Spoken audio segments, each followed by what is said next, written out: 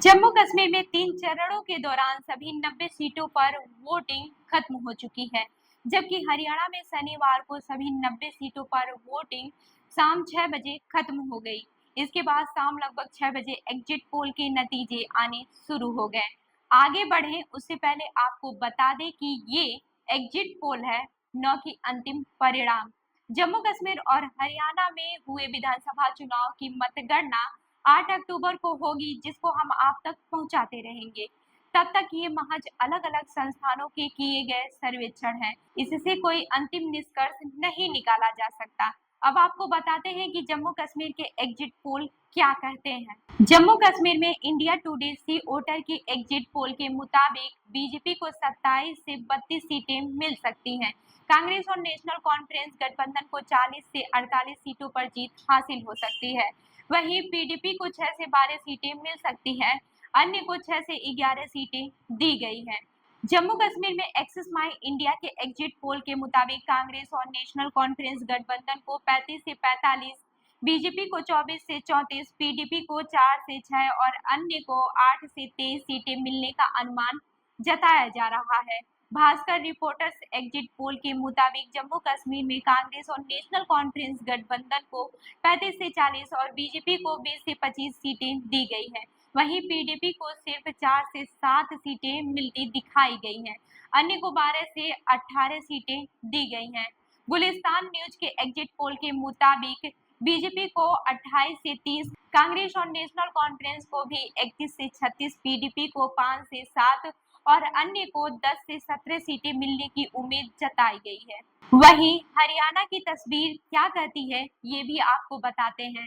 हरियाणा की 90 सीटों में से इंडिया टुडे सी वोटर के एग्जिट पोल के मुताबिक कांग्रेस को 50 से 58, बीजेपी को 20 से 28, जननायक जनता पार्टी यानी जेजेपी को 0 से 2 और अन्य को 10 से 14 सीटें मिलती दिख रही हैं।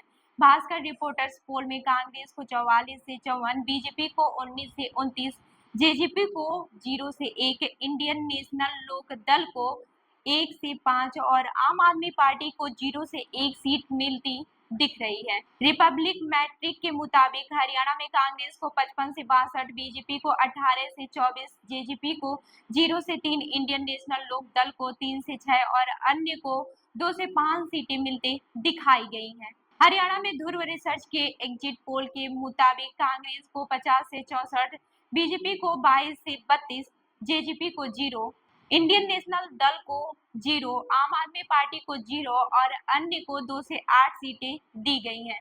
एक्सिस माई इंडिया के एग्जिट पोल में कांग्रेस को 53 से 65 सीटें, बीजेपी को 18 से 18, जेजेपी को 0, इंडियन नेशनल लोक दल को 1 से 5, आम आदमी पार्टी को 0 और अन्य को 3 से 8 मिलने की उम्मीद है। आपको बता दें कि नेशनल कॉन्फ्रेंस के नेता उमर अब्दुल्ला ने शनिवार को जम्मू कश्मीर विधानसभा चुनाव के एग्जिट पोल के नतीजों को खारिज कर दिया है और कहा है कि 8 अक्टूबर को मतगणना के अंत में आने वाले नंबर ही मायने।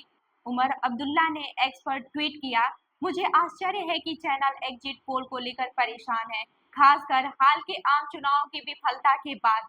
मैं चैनलों, सोशल मीडिया, व्हाट्सएप आदि पर होने वाले सभी शोर नजरअंदाज कर रहा हूं, क्योंकि केवल 8 अक्टूबर को ही नंबर सामने आएंगे, बाकी सब सिर्फ टाइम पास है।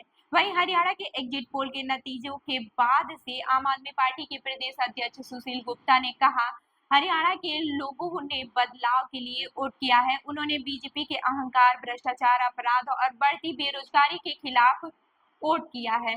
आप 8 अक्टूबर को नतीजे देखेंगे जो आपको चौंका देंगे। हालांकि आम आदमी पार्टी पहली बार हरियाणा विधानसभा में 90 सीटों पर उतरी थी। तो आपको क्या लगता है कि हरियाणा और जम्मू कश्मीर में हुए चुनाव पर कौन सी पार्टी इस बार बाजी मारेगी? हमें जरूर बताएं। मैं हूं रूबी आपके साथ और आप देख रहे हैं जनदर्पण न्यूज। धन्यवाद।